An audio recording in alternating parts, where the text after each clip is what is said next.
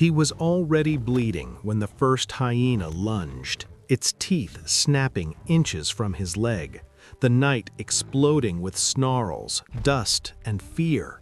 And yet the man did not run, because right in front of him a lioness stood frozen, her cubs trapped behind her, surrounded, exhausted, and moments away from death. No one plans to face death for strangers, and certainly not for wild predators. But that night on the African savannah, Daniel made a choice that would change everything.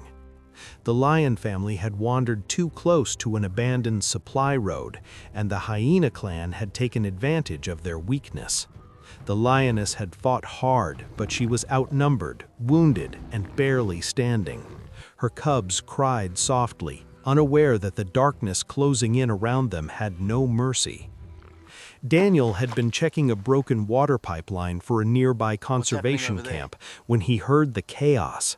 He saw glowing eyes circling, bodies moving low to the ground, laughter-like calls echoing through the night.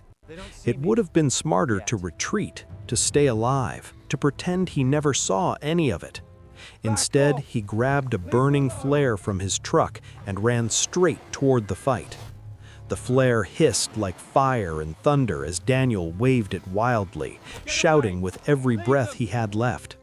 The hyenas hesitated, then lunged again, one tearing into his arm as he stumbled. Pain exploded through him, but he stayed on his feet, swinging the flare, using his body as a barrier between death and the lion family behind him. Minutes felt like hours, but finally the hyenas backed away, frustrated, confused, and defeated by a human who refused to retreat. When silence returned, Daniel collapsed to his knees. The lioness did not attack, she did not flee, she simply stared at him, her golden eyes locked onto his, her breathing slow, heavy, and calm. Before disappearing into the tall grass with her cubs, the lioness turned back one last time. She held his gaze, and in that moment, Daniel felt something he could never explain. Not fear, not triumph, but a quiet, powerful understanding. Daniel survived, though his injuries took weeks to heal. The story spread through the conservation camp, but life eventually moved on. The savannah returned to its routines, and Daniel returned to his work, believing the night would remain nothing more than a memory carved into scars. 1 month later, during a routine patrol at dawn, Daniel's vehicle stalled near the same stretch of land. As he stepped out, the wind shifted and the air grew strangely still. Then he heard it, deep, steady footsteps, not running, not hunting, but approaching.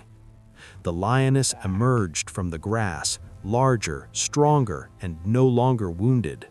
Behind her walked 2 healthy cubs, playful and curious. Daniel's heart raced as he slowly stepped back, but the lioness stopped just meters away. She did not roar, she did not threaten, she lowered her head just slightly and sat. For several seconds that felt eternal, they faced each other in silence. Then the cubs moved forward, sniffing the air, rolling in the dust near Daniel's feet, completely unafraid. The lioness watched, calm and alert, allowing it. Daniel understood then what the world often forgets. Kindness leaves a mark. Courage is remembered. And sometimes, even in the wildest places on earth, gratitude crosses the boundary between species, returning not as danger, but as trust. That morning, the savannah witnessed something rare, not a miracle of nature, but a reminder that when life is saved without expectation, it has a way of coming back in the most incredible form.